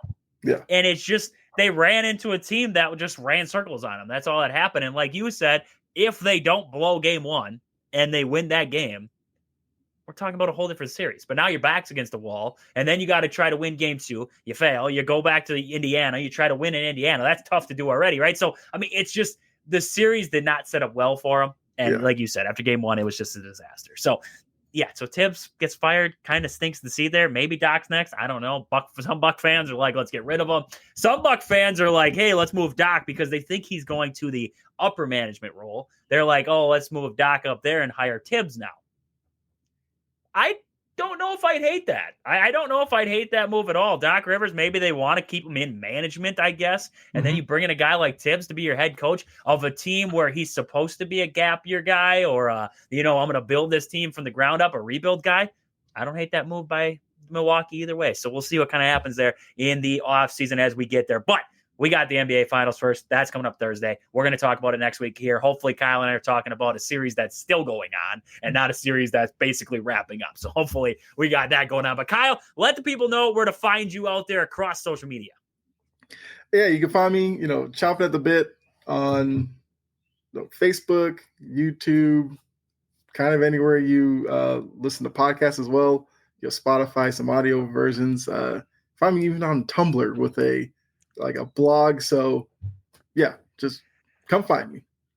I'm going to have to search Tumblr now. I have no idea. I know what I thought Tumblr was like a drink cup or something, but now I have no idea. So I'm going to have to search I just use it for little blog article type things. I have read some of his links to his blogs. Great stuff. So make sure you are searching up Kyle out there on Facebook, on Twitter, wherever you guys have social media, wherever you can search him up there. Search him up. Find his show. He is great. He's going to tell you all about this series coming up. He's going to give you recaps of those. Can't wait to watch those because we're going to be talking about it next week when we come back here. So, Kyle, thank you as always. We'll be back here. Ummer might be coming on next. We might be talking MLB. We're going to wait and see if Ummer can make it on quick or he's going to be on later in the show. Either way, we're going to get Packers. We got Brewer talk to get to. So make sure you're coming back here on a quick ad break here. We'll come back. We're going to talk more Wisconsin sports on the backside here. Welcome back into Wisconsin Sports on the Go with Trage. I'm your host, Trage, back on this Wednesday. And hey, before Ummer starts up here, we got our sponsor of this next segment, a little bit Packers talk here. We got Foreman's Hardware there in Loyal, Wisconsin. They offer you everything from, Loyal, Colby, and Medford, Wisconsin. Loyal, Colby, and Medford, Wisconsin there. They offer you everything from home essentials to farm supplies, house to farm, grills to drills. Foreman Hardware has got you covered. You got to visit them down there in Loyal, Colby, or Medford, Wisconsin. Tell them Trade sent you. Get 5% off. Landscaping, grills. Yeah, you need a Traeger. They got it. Pellets, seasonings. We got a new sponsor coming on, one of the seasoning companies that work with the hardware store down there. They're going to be sponsoring the show here. So, I already use all their seasonings. They're going to be coming on. So that's exciting stuff. So make sure you are getting down to Foreman's. Tell them Trade sent you. Get 5% off. Can't think of a better deal. So we got Ummer on tonight. Ummer, how we doing? It's Wednesday. It's middle of the week, right? We're getting through it. We're persevering, right? We're persevering through the week. Good, man. I'm good, man. I can't complain, man. Halfway there. Week's been going fast like usual. Got OTA updates. And honestly, I'm really looking forward for the season to start, hearing comments from the coaching staff, from the players, And man, it just feels good, man. I'm just looking forward to just seeing Jordan throwing some nice balls out there. And just really I'm just getting hyped, man. I'm just really getting hyped for the season coming up. It really is. It just feels like with all these additions and guys coming back, right? You have like a second year draft class coming in with Morgan, and then you got Lloyd, hopefully, right? Lloyd coming back. Yeah. You got all them guys. It's an exciting time. It really is an exciting time. So I wanted to talk a little bit. So Kenny Clark. Yeah. It comes out about him there that he was battling a foot injury. Yep. Last season after that game against the Eagles. So apparently a lot more people got hurt down in Brazil than what we thought. Kenny Clark apparently had a foot injury, persevered, played throughout the season, right? Persevered like we're doing through the week right now. He persevered through the rest of the season there, had surgery on it, and now it's repaired. Interesting, right? I hate when they do this. It's like it's almost not as bad, right? You get those hockey guys who are like, yeah, I broke my tibia, but I still played the rest of the season. It's like, how are you skating around on a broken tibia? Some of that crap they come out with is absolutely crazy. But Kenny Clark, I mean, could this be the reason, the lack of production, right? You're hoping so, right? I mean, honestly, yeah. I think like if he hurt his foot week 1, he played through it all year. And on the injury report, he did have a toe injury all year. And if he had a really bad turf toe, he did say he had bunions, he had a toe injury, and he also had to get foot surgery. Didn't really go into too much detail about it, but you can definitely tell like his production went way off. And a lot of people, there's a reason why he was extended was because they're expecting big things from him in this new scheme. And I really think like let's just say that he was even like being apprehensive about talking about the field conditions in Brazil, because last time he said he did, the Brazilians got all over him, right? Yeah. And I think, as you can tell, Jordan got hurt, and that really there's a lot of talk of regression, no regression, but let's just say that injury did impact his season. Same thing with Kenny Clark. And if you think about it, those are probably two of the most important players on both sides of the field. And to see them have the debilitating injuries that they did that impact them all year kind of plays into the fact that they had such a disjointed offense and a little bit of disjointed defense. And for them to come out with 11 wins still, I'm pretty amazed by that. Yeah, and it's a big boost, you would say, getting a healthy Kenny Clark back. You're hoping that it's full go now, right? Rashawn Gary was the second year back from his injury. You're like, okay, maybe it's full go now. Maybe you get that with Kenny Clark here. He's been in the news a lot more. I mean, the Packers, apparently, defensive line, that group has been meeting up at Kenny Clark's house for film sessions. Yes. So that's huge. And if you can't make it, you're going to zoom in. I love that accountability that they're holding with that too. If you can't make it, you're zooming in. You're not going to miss this. You're going to zoom into it if you can't make it to the house. I love that there. We see also on that defensive line, Lucas Van Ness. So another injury last season, right? We're talking about the broken thumb. He had that cast on. Then he got it off. Then he says there was a mental block in the way. I think it was, yes, his own head was in his own way. Yes, probably. It's all with the hands is what he said. I agree. I just think there's a lot more to that than just, oh, my cast came off. Now I got to figure out how to use my hands again. Anyways, so LaFleur comes out and he says, all right, well, talking about Lucas Van Ness, we're going to talk about him taking some snaps on the inside, playing that defensive tackle role. He's got the size. I mean, he definitely has the size. I like the versatility that would bring. What do you think about that? Lucas Van Ness sliding in. Maybe he doesn't have the production on the outside, but maybe being a run stopper up the middle, maybe that fits his fold. I mean, honestly, Lucas Van Ness has an athletic profile to play inside and out. I mean, he did do that at Iowa as well, too, as a part-time player. I feel like it reminds you when Clay Matthews broke his thumb and he had a Bennett fracture. And he was telling me, like, how – the simplest things that you would do with your thumb, you couldn't do. Like you couldn't even button shirts, and just how debilitating that was, right? Another debilitating injury. And it was funny, like he hurt it week 10, but it definitely must have impacted him for the remainder of the year because he just wasn't himself. Like there was parts of the way his pass rusher was going. You could definitely tell even based on grading and just the way he was attacking some of these offensive linemen that he just wasn't getting the same kind of oomph. And maybe that was what was holding them back. I mean, I feel like if you – and Rashawn even was in his defending him too. He goes, think about us trying to move 300 and 350-pound linemen, and we don't know what to do with our hands because our hands are all banged up. So, You know what? It could – the thing is, I knew he had the injury with the – we all saw the cast, right? And then when the cast came off, he had like a soft cast on that he played for the remainder of the year. Again, he didn't talk very much to the press during the season after the injury. So we're not this coming out now, like you just said, sometimes it kind of sucks after the fact hearing like this person had a down season that you come to find out they had an injury that they played with. But for me, any way you can get your best players on the field and put them in positions to succeed, I'm all for it. And again, think about it. You got Devontae Wyatt, Lucas Van Ness, Kenny Clark, and Brinson or Stackhouse on that line. Hey, I think we're cooking with gas at that point. Yeah. No, I'm hoping. I don't want to say that I thought, Lucas Van Ness, it was all in his head at times, but I'm hoping that it was the thumb and that was the problem and it was the hands and, like you said, trying to figure out how to reuse them, how to adjust, right? Because it still probably stings a little bit when you get hit up there in the trenches. So, you're trying to your body's trying to protect while also you're trying to do your job. Your body's trying to protect itself from hurting yourself again, but you're trying to readjust to play the game again. So yeah, I can see where you could see it both ways, right? And I hope that was a big reason. Maybe he's not a star, but maybe he's a subpar player. And I could, if he ends up being a subpar dude or like a little bit above a subpar dude, it's better than nothing at this point. Like right now we're looking at him as he could be a bust and a big bust at that. So if he can end up being average, at the end of the day, I could take average at this point because right now it's kind of teetering on average, below average. And I don't like that very much. So more tidbits.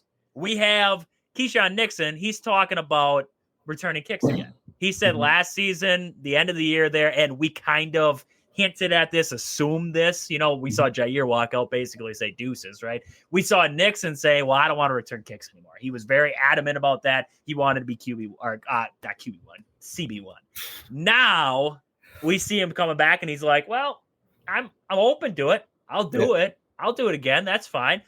I like that because he's walking back on it. He's like, I screwed up. I didn't mean it like that. I was upset. I was frustrated. I wanted, because in that moment, I probably, I would have to think back, but how many times did he get torched last year? He's like, I want to be better at this spot. I don't want to have to focus on two spots. I can understand that. So him coming out and saying though, that if the team needs me to, I will return kicks. I like that. I like that versatility that he's willing to display there. I think with Keyshawn Nixon, if he's going to be playing a prominent role in defense, you don't want him getting exhausted on special teams. I think we drafted and also picked up guys that can actually take that role over and do a great job at it. With the changes to the kickoff rules and kick touchbacks going to the 35-yard line, I'm really going to be interested to see if they do try to kick the ball more to him and try to put him in that zone to actually return the ball.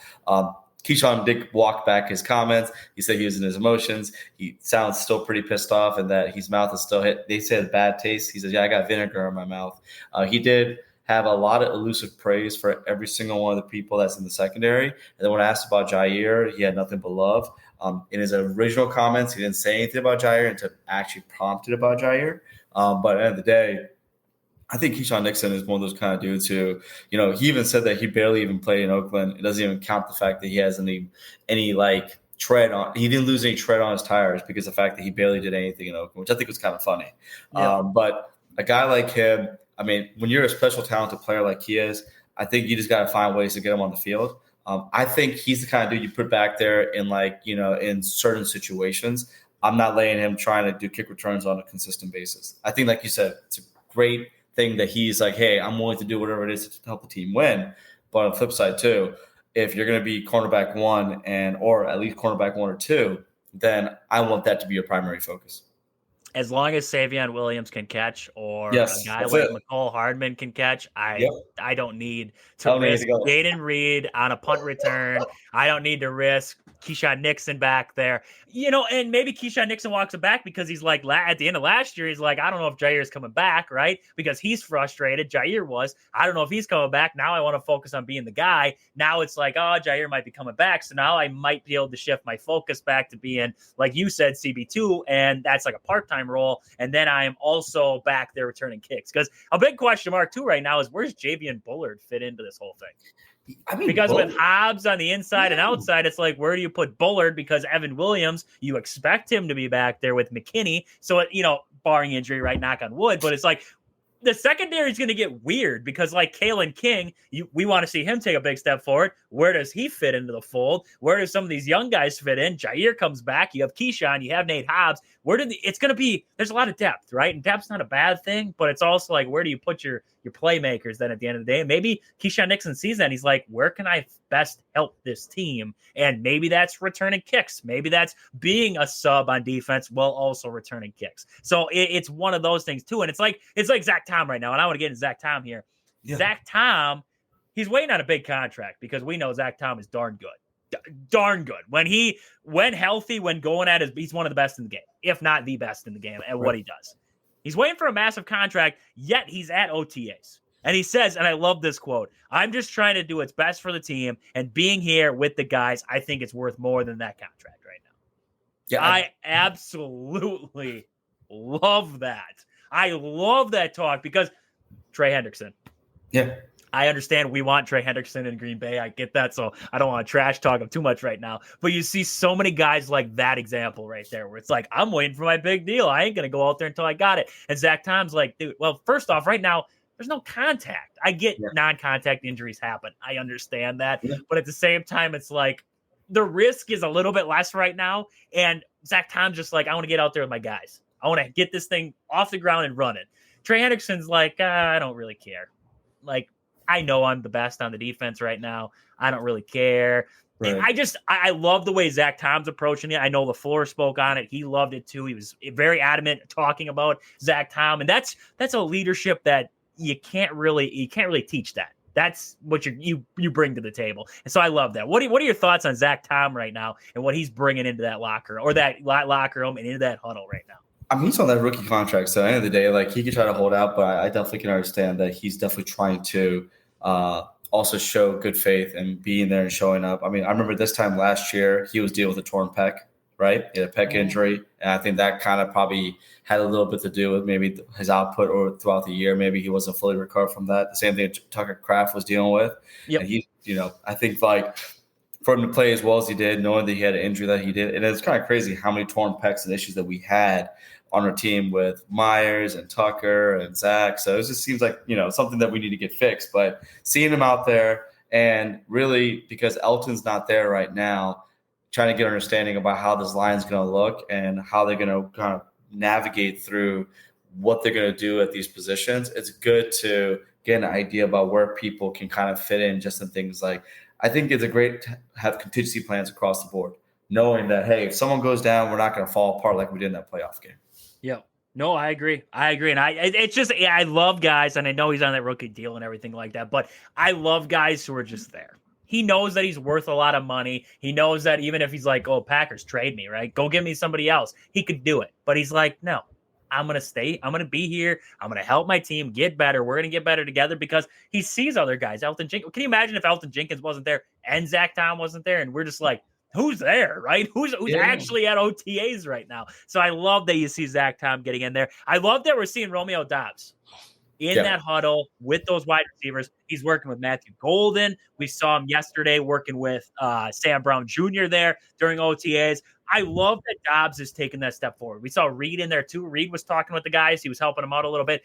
I just love seeing guys like that, especially because there was so much disgruntled talk, and we had Goody going to houses talking to agents, and it was just there was so much controversy, right? And we were talking about it too, right? I said point blank, I said this wide receiver room needs to grow up. They need to grow up in this offseason. This is it. This is exactly what I wanted to see, was these wide receivers go out of their way to help the young guys at base. Like, you go out of your way to help them young guys, you're proving that you don't really you don't see them as a threat anymore. You see them as, I'm a mentor now. I'm helping these guys get their feet wet, get in the league. I love that. What are your thoughts on Doubs and Reed and the veterans helping out the young guys here coming in? I think that's what you want to see. I think you want to see these third and fourth year guys taking that leadership role. Watson is also probably he's out there, but he's not practicing, right? Yep. But just hearing, not only seeing him actually out there, taking these guys under his wings, showing them the ropes, talking. And then also there was a couple of videos by Ryan Wood, him talking about how Golden is asking all the right questions. He's asking a lot of questions. He doesn't talk a lot. He just comes and does his job, which I think Dobbs can relate to because Dobbs is very much the same way too. And then for Coach LaFleur, as a head coach, you have opportunities to either bash your players in the media or you have opportunities to raise them up. We saw McCarthy, which he regretted doing after the fact, talking about Eddie Lacy's weight, and that kind of had a spiral effect down the wrong way, right? And LaFleur, for the most part, doesn't try to, attack his players in the media. He tries to take their side, and sometimes, he does a little more than he needs to. In this case, with Dobbs, you definitely saw where everyone is noticing that he's taking the right foot forward, which is a good thing because a lot of his mentals and stuff like that was coming into question from last year. So his commitment to the team looks like it's pretty strong. And the fact that he's just embracing that role, because I feel like that can play into the fact that if he was having some concerns about who he is or what his role is on the team, I think not only what the coach is saying, but just based on his own actions and the young guys coming to him and Reed, I think they have a good idea about who they are and that they should take that role very seriously. And I think they are. I love it. I absolutely love it there. There's a guy who you were talking about last week there, one of your guys that needed to step up, had to prove it this year, right? Was going to prove it year. Marshawn Lloyd. Apparently, according to Matt LaFleur, had another injury pop up this offseason. That was why he was away from, I believe, the first OTA, the open media for the OTAs there. He was gone for that. He was back, though. He looked better. Yeah. He's feeling better. He looked good. It's non-contact OTA, so what can you really tell anymore, right? Nobody's saying right. It's hard to gauge stuff when you get into that. But, I mean, are you concerned? Because I'm a little – because we're talking about it where we have Emmanuel Olsen, we have guys like Chris Brooks in there, you have Josh Jacobs. You have to make decisions, right? Because you're not going to carry – how many running backs can you carry? You're not going to carry 30 of them here. You gotta pick and choose who you're going to carry. And if Marshawn Lloyd, I love the talent, I love the potential, but if he's injury prone, it scares you. So, I mean, is it a major concern to you right now that we're coming into the offseason and we have another injury concern now? I think – yes and no. Like, your best ability is availability. And in Lloyd's case, if he keeps getting nicked up on these little things here and there, right now is not the time to be too concerned, right? OTAs, when minicamp comes and hitting happens, that's when you're going to really see what these guys' bodies are really made of. And then training camp. And I think, they proved last year that not having Lloyd out there, they were still able to be just fine in the running game. And they do have some young talent that they've brought in. I do like Armour Johnson, even though he has my first name. The truth is that he, coming out of South Dakota State, he has some juice. And being, one of the things that the Packers do really well is find undrafted free agent gems and letting them make the team. Hence, Emmanuel Wilson Sr. is one of those guys, right? Yep. And so if Lloyd could come in and contribute, I think it would be great. And if he's injured again, then again, how we always talk about the third round curse, and that's, Tucker Kraft and a couple other guys broke that curse. Unfortunately, maybe with Lloyd, it's coming back a little bit, but injuries are a part of the game. It's up to him to figure out how he's going to get past it. And it'll be interesting to see what will happen here in the next 3 months if he's going to be able to push past, because last year he just had some horrible luck. I mean, you talk about the hamstring. The appendix blowing out. Appendix blown, and then the hamstring. He was just about to come back, too, and the appendix it's like, oh, my God, dude, this poor guy. That's just terrible luck. So I'm just chalking up to really bad luck, and I'm hoping that whatever kept him out the first week was a very minor thing. And, I mean, you're seeing this across the league. C.J. Stroud was kind of held back for precautionary reasons because he had minor soreness in the shoulder. So players are getting dinged up, and they have little things that just work into football shape a little bit. So I'll take that right now. But again, you're talking about him missing preseason games and missing snaps in training camp. All right, now then I'm going to be concerned. Okay, there we go. Yeah, I like that. I like that answer. It's, his injuries, his luck is about as good as Brandon Woodruff's right now, pitcher for the Brewers. He's been out of the bigs for, I believe, 20 plus months now. He had shoulder surgery. He's been working his way back. When he was working his way back through rehab, he hurt his ankle. So then he was on. He was out for a while. Then he came back from the IL, was on rehab again, and then just last night he was pitching in his last rehab assignment game in AAA before he's going to come back to the bigs. Got a line drive back to him. Hit him off the elbow on his pitching elbow. So now they're expecting he's probably going to be out again. So it's like the luck is not there for him right now. So sounds like it. Brandon Woodruff's a gamer, and I just want to see him come back. Even if it stinks when he comes back, I just want to see him come back because 20-plus months being out of the bigs at this point, he was pretty good before he got hurt there. It just sucks to see. So months, man. 2 years, it's dog. almost Golly. 2 years now he had been out, so it sucks. It absolutely sucks. So, Umber, I got to run here. Where can the people find you out there across social media? Hey, man, come check me on Twitter or X, whatever you want to call it, at AMAR3455. Me and Trey has a show on Game On Wisconsin, Coast to Coast Packers. We're probably going to be going, I'm thinking, Friday again, because we're going to wait for some more of the OTAs to come through and some more press conferences to come through. But yeah, man, just Trey, thanks for having me so much, man. I always enjoy this every week. Of course, it's always a blast. It is always a blast. So we'll be right back here. We're going to talk Brewers on the backside here. We got the Memorial Day check-in. So we're going to check in on the Brewers, check in on the rest of the league, see where everybody's at. We're going to wrap up the show here. So we'll be back here on the backside of this ad break. Welcome back into Wisconsin Sports on the Go with Trage. I'm your host, Trage, coming back on this Wednesday. And hey, we're getting close to the end of the show here. But this next segment, we got a little Brewer talk here to get us towards the end. But this next segment of the show here is brought to you by Sport and Spine Clinic of Greenwood, Wisconsin. Their expert traditional physical therapy and structural integration programming. Call for flexible scheduling and evaluations. Just call Chad down there at Sport and Spine Clinic of Greenwood, Wisconsin. There, he'll get you right and he'll get you doing whatever you are doing better than ever. So, head on around here. We just talk Packers. If you missed any of that, make sure you're checking out the show next day here on any podcast platform, Apple, Spotify, wherever you podcast. But I told you guys last week, we didn't get to it last week, the Memorial Day check-in. Everybody tells me at Memorial Day, you can look at a team, you can say, where do you see them right now? Are they buyers? Are they sellers? Where are they at right now in this season? So I want to look across the league. What we like, what we're kind of seeing right now, who do we like, etc. So in the AL right now, I mean, what's not to love about the Detroit Tigers? Honestly, right now, 40-21, they're the best team in the AL right now. They've been fantastic. Currently, 7 games up in that AL Central. And when I look at that Tigers team right now, I mean, they're led by Skubal. They've had some young guys definitely come together and play. I mean, they're playing some darn good baseball. Yankees have been playing well. So the Seattle Mariners, I mean, surprising people out there in the West. The West is the West is the NL Central. I always say that. The West is the NL Central. It's like the Astros and Mariners are carrying that top half. The Rangers are right there. The Angels are hanging around. The Athletics are kind of there, but kind of not. So they're kind of hanging around. The White Sox have 18 wins. That's all we need to know. The White Sox have 18 wins. So right now, the American League, your contenders, you would say right now, probably the Yankees, Tigers. I would probably throw in a team like never count out the Astros. I'd probably throw in the Mariners in there. Outside of that, I mean, there's teams on the cusp right now, but they're not, would you say, true contenders at this very moment. When I look over at the National League, that's where it gets a little more interesting.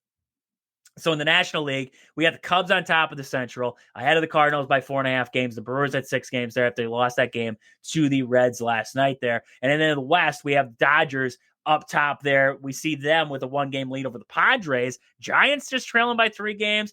Diamondbacks 2 games below 500, 7 games back there in the East. We got the Mets and Phillies top 1 and 2 there. The Phillies coming off that was a rough weekend against the Brewers. So let's just go with that. That was a absolutely terrible weekend for him there. So where you're looking in the National League right now, I mean, your best team, you would say, would probably be the Mets. They're the hottest team outside of the Cubs, 8-2 over their last 10. The Cubs 8-2 in their last 10. Both of them sitting there with 38-22 record there.